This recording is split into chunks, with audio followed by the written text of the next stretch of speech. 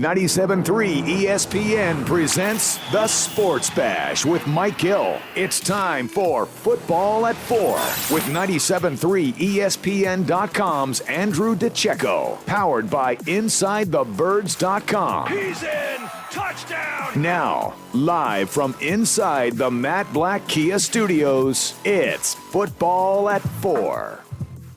All right, DiCecco's in today for Football at 4, powered by the Inside the Birds podcast. And, of course, Andrew DiCecco from 97.3 ESPN.com. He will be on the Eagles beat all season long. The Eagles, less than a month from opening day. And, of course, Tuesday, we told you it will be an NFC East day. We'll be previewing the Giants, Washington, and the Dallas Cowboys. Now, I have not got suckered into messing up the Washington team name yet. No? How many times do you think you're going to say it? Too many. Yep. Yeah, too many. It's going to take some time, but I feel like that's natural. I still mess up the Chargers sometimes. I agree, but I'm saying I haven't done it yet. The Washington football team. I can get used to that. If they win the Super Bowl, do they stay with that? If they win the Super Bowl, well, I mean, I guess it is 2020. Anything can happen, Exactly. right? Like, if you win the Super Bowl as the Washington football team, you just stick with that? No, I think you change, and then it's that one historic year. Remember the Washington football team won it? Like that year when the Eagles and the Steelers combined and they were the Steagles? There you go. Remember that? A little before your time. A little before my time. A little bit before my time. I had a weird conversation with my girlfriend today. Like, I'm going to be 45 in a couple of years. Not even the next birthday. Like 2 years. And that really made me feel like Jose Alvarez. Oh, yeah? A little hitting the balls, if you will. Yep. It felt like a bleep shot. Now, I'll be honest with you. I turned 25. I had the same thing, though. At 25. Yeah. Because I remember when I was like 12 and I heard like, oh, yeah, that guy's 25. I'm like, wow, he's old as hell. Yeah. Now that's me. Well, yeah, it's not even my next birthday. It's the 2 birthdays. Yeah, so you have some time. You're overthinking. Get your lemon squeezer fixed. You got plenty of time until you're 45. Just relax. Yeah, I don't know how it came up. I was like, I'm going to be 45. It's okay. It's a nice age. It's not. I mean, I'm not like one of those people that really cares, but it was like weird to hear, I think. Yeah, it's just, I understand that. You know? Just, yeah. Like, I coach baseball, and I'm like, I'm the younger coach. Like, now I'm like not the younger coach. Yeah, now no one wants to play for you because you're the mean old guy. I'm like the old guy. Yeah, like, ooh, we don't want Gil. He's too old. Now, let's ask Andrew DiCecco as we bring him in here on the Boardwalk on the Hotline. Football at 4 on a happy hour Friday edition. We were talking about Joe Judge is making the coaches run with the players. How do you think that would fly if Doug Peterson told Jim Schwartz, take a lap? If he was put on the spot and that wasn't kind of, talked about prior to, him kind of enforcing those rules, I think that there would be some discrepancy there, especially with someone as volatile as Jim Schwartz. Oh, man. All right, let's get into some stuff here. So much is happening up there. Miles Sanders, week to week, there is expectation that he is going to play in week number 1. But I know this opens up some interesting conversation behind him and what the running back spot looks like and what's happening up there because Boston Scott is also a little banged up. And I know you know a lot about the rest of the guys on this depth chart. Yeah, well, now it presents a unique opportunity for someone like Corey Clement, who has been something of an afterthought. He obviously wasn't part of the offense for the past 2 seasons, spending most of his time on injured reserve. But suddenly, Corey Clement comes into the picture as being the potential third running back because he's the guy that has the most experience. And, like you said, the season's, just a few weeks away. You don't necessarily want to turn the backfield over to an inexperienced player. Corey Clement, by all accounts, looks more explosive and has more bounce to his step. They said he looks more like Super Bowl Corey. I believe Miles Sanders said that. So that's something to keep an eye on. I've heard from multiple people that Corey Clement looks just outstanding this summer. And that's something that, going into the offseason, that's one of the guys that you really didn't pay much attention to because he kind of got lost in the shuffle there. Yeah, and I know Mike Warren's a guy that you like. And you wonder, does this indicate that I know Sanders is probably going to be back, and that's good news, but does this indicate that the Eagles were probably not going to look for a veteran guy, that they feel okay with the guys they got? Yeah, the sense I get, Mike, is that they're very happy with the contingent of running backs that they have. Whether it's 3 or 4 guys, it could, by my estimation, I think they may just end up keeping 3 and utilizing that 55-man roster rule this year and stashing, like a Mike Warren or Elijah Holyfield on the practice squad. But I think that they're very happy with the diversity of their backfield, if you will, with, Sanders, Boston Scott being more of that gadgety type player, and Corey Clement being that, in between the tackles runner. Unfortunately, with this offseason, you really didn't get a chance to see, or the Eagles didn't really get a chance to see, what a Mike Warren or Elijah Holyfield could do in the preseason games. Running back's one of those positions that you really need to see the live game reps in order to see what they can do, because you can only really improve so much in the limited amount of practices and in the meeting rooms. You really need to take that contact and see what you can do against the opponent. And unfortunately, those guys won't have that opportunity. Staying with the offense, the Alshon news is a little surprising to me. It just seems like he's going to be back sooner than we all anticipated. What should we expect from Alshon at his age, coming off the injury? It's just crazy to think that he might be here sooner than we all expected. Yeah, so what I'm hearing is he'll be back he's expected or could be back for the early slate of games. And as for what to expect, well, you look at their receiving core right now, and they're definitely short on size. J.J. Arcega-Whiteside and I believe Rob Davis are the only two guys that have size, and Rob Davis is obviously a long shot to make the football team. So with J.J. just being the only guy that has size, you really need someone like Alshon who's proven, who, will be coming back healthy and can be that, red zone threat along with Ertz and Goddard to help Carson Wentz. You're really not going to get anything out of the ordinary from Alshon at this stage of his career. He's more of he's more of a strider right now. He doesn't really have that second gear. He's just going to go up and get the football and, kind of move the chains. But that's a necessary role in any offense, and you really need someone like that, especially with Carson Wentz having so many new weapons around him as far as young receivers. To have someone like Alshon back potentially earlier than expected will be an asset. Andrew DiCecco, Football at 4, powered by the Inside the Birds podcast. Let me throw the young receivers your way. Hightower, hearing good things. Watkins, Peterson singled him out yesterday, and Rieger. I mean, heck, Wentz compared him to Julio Jones, which is high praise. Yeah, well, that's definitely encouraging stuff to hear from your three wideouts. Obviously, Rieger, we expected big things from him early on.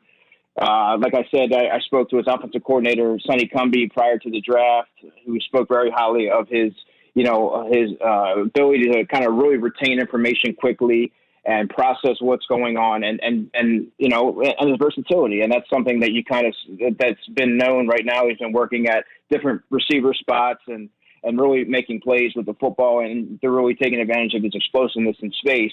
And as for the late round rookies, Hightower and Watkins, they've been more of a pleasant surprise, because really when you take a guy on day 3, if one of those guys pans out in all reality, that's considered a success. And obviously there's still a lot to be proven with those guys. They're both raw in different areas of their game, but to kind of jump right in there and catch the football and make plays and create separation and do some of these things, that you don't really expect, that you don't really see from the average rookie. That's definitely encouraging. Now, obviously with Marquise Goodwin opting out, there's a roster spot open that, that kind of leaves the door open for both of those two guys making the roster. Yeah, Hightower, too. There were some people saying, hey, he looks like a guy who can almost play right away. I know we're really early in camp, and we're not going to get a chance to see him play in any of the games. But what message was Rieger, Ward, and Jackson kind of being the first 3 together? Do you see that's going to be – were you surprised that that's going to be possibly the 3 guys that could be the top 3 on the depth chart? Not necessarily. Obviously, J.J. Arcega-Whiteside has that second round pedigree, and as Jeff Mosher reported, he has been getting work in the slot this offseason. But Greg Ward is a player who's proven that he can fulfill that slot role and play and move the sticks and has that familiarity with Carson Wentz and that comfortability. And he's going to move the chain. So they know what they have there in Greg Ward. And obviously you have Deshaun Jackson, who's going to pretty much add a new dimension to the offense if he can at least stay healthy for 12 or 13 games. And obviously Rieger, the expectation would be that he would start, if not, game 1, obviously early on in his career. And right now, all signs are pointing to him being an opening day starter. J.J. Arcega-Whiteside, he's certainly not out of the picture yet. Obviously today he had a pretty big day. I believe he caught two red zone touchdowns. which is, you take that for what it is. A lot of times there's that training camp hype, and it never necessarily materializes in the regular season. But it's certainly nice to see him playing with that, with added confidence, and hopefully playing with Aaron Moorhead. That can kind of playing under Aaron Moorhead, the new receivers coach, of course, that can help to elevate JJ's game. But as of right now, he's a little bit behind those other three. A big story coming into this is obviously Andre Dillard at left tackle. How confident are you that Dillard bulking up the way that he did will impact him positively? I think that's going to be huge for Andre, because obviously he was very proficient, as a pass blocker in college. That's really what the Washington State offense was predicated around. But he was more of a finesse player. He wasn't really that mean, nasty mauler that you really would like to see, that we've grown so accustomed to seeing as far as Eagles offensive linemen. And he kind of took that first year to kind of, get his footing, get his sea legs under him. And you saw over the offseason, he kind of still saw what he needed to work on, added weight. Obviously, it needs to be good weight, because you can't just its girth is nice, but you want to add strength and functionality there as well. But he really needed that from. He's going to be the anchor. He's going to be that blindside protector. So that was one of the things that he had to do going into the offseason to inspire confidence moving forward. That offensive line had the new look with Dillard there, Peters at right guard, and obviously some of the young guys, too. It seemed that Driscoll was getting a lot of praise by Doug Peterson. He really singled him out the other day. Yeah, it's certainly nice to see. And obviously Brandon Graham called him Jake Driscoll, who'll end up getting that name right, as Driscoll's going to make the team and be around for what the Eagles hope will be a long time. But Jack Driscoll impressed me at the East-West Shrine Bowl practices as well. He proved that he could be a versatile player, and he just held his own every single day of practice, even from day one, and going against players that he had no familiarity with prior. It really impressed me, and he played at a high level in college as well. So it's from an offensive lineman standpoint, it's refreshing to see a young player coming off no OTAs or mini camps step in there and kind of take over seamlessly as he has. Yeah, I'm interested to see what kind of role he ends up with, because I think it was either Adam or Jeff earlier this week that said that they've been hearing he's been getting some reps as maybe looking as the heir apparent to Jason Kelce down the road. Yeah, that's another thing that Tony Pauline and I talked about prior to the draft, is that his long-term position could very well be center, and that speaks to his Jack's versatility. Obviously, he projects as a right tackle, but he also offers that versatility to play center or guard, which obviously made him an enticing selection where the Eagles took him. Yeah, if he can obviously be the heir apparent at that position, the Eagles haven't had a plan B at that spot, it seems like, for a long, long time. Football 4, Andrew DiCecco is here, as a lot of Eagle stuff to get into here. We talk a little bit about the running backs, the wide receivers. How about the quarterback spot, where obviously Wentz is the guy, but how do you handicap what's going on behind Wentz? Yesterday, Peterson, I don't want to say opened the door for a battle, but he did say Nate is the number 2, but that he did mention Hurts. Do you see that as a open battle at this point? Well, he came out and said that Nate Sudfeld is our number 2, and then he ended it by saying, the same quote, but added right now, which really stuck out to me. Now, obviously, the plan it's not in the ideal scenario to go into the season with Jalen Hurts as the Eagles' number 2 quarterback. That wasn't their plan. Their plan was obviously for Nate Sudfeld, who's in his 4th season in the Eagles system, to really take the reins and take advantage of that opportunity to be the number 2 quarterback and really put a stamp on the position. And it's more of the same with Nate Sudfeld. He's going through the peaks and valleys that he's gone through. You saw every preseason that he's been around. And you'll see great dominant performances in practice, and you'll see, obviously some erratic plays and, some lulls in his game. And, that's troubling when you see in your backup quarterback. So what could possibly happen is, I believe it was Jeff that put it out there, possibly, down the road, if the Eagles aren't comfortable, there's not going to be a high school football season in North Carolina, I believe, which is where Josh McCown coached, which leaves the door open for, he has familiarity with the system. Yeah, he's he's ready. He's going to be, what you're going to get with him. So if the Eagles are a little bit hesitant in moving forward with Nate Sudfeld as the 2, well, there's a good option sitting out there. What about Carson Wentz? If there's one part of his game that needs to get stronger outside of obviously staying healthy, what do you think that is for this upcoming season? Well, one thing that really stuck out to me is his leadership, which really I thought he took to the next level from 2018 to 2019. You saw him really taking the offense and putting it on his shoulders, elevating the performance of guys around him, practice squad call-ups, backup players, you name it. That really stuck out to me, and that's what you want to see from a quarterback who you expect to be in the upper tier as far as looking at where he's amongst his peers. But one thing that I would say that he needs to improve on is his deep ball accuracy.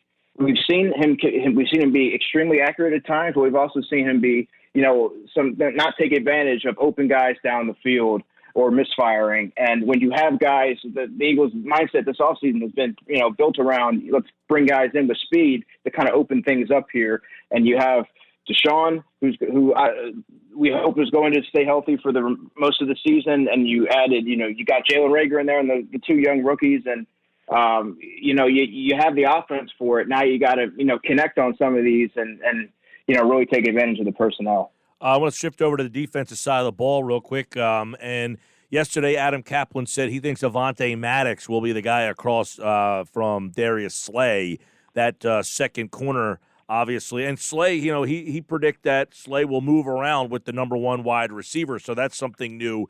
How the defensive scheme will look different this year and who will play opposite him, has that been cleared up at all with these early training camp practices? Yeah, right now there's little doubt that Avonte Maddox is the number two corner opposite Darius Slay.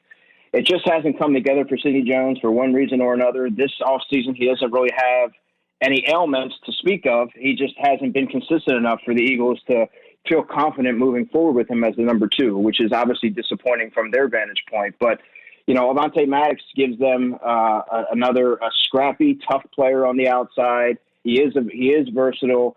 But, then the question becomes, what do you do? What happens with Sidney Jones? What do you really do with him? Does he become, I guess he becomes right now the first outside corner off the bench. But, when you take somebody, I believe it was 46th overall in 2017, that's not exactly how you projected his career to pan out. But he just hasn't been consistent enough over when he has been available, no matter how many opportunities he's been given. So that's going to be Avonte Maddox's to lose. How worried should we be about the Hargrave injury? Well, a pec strain, of all the injuries that have and players that have been held out of practice, his is probably the most significant, if you will. But that said, he very well could be available for week one.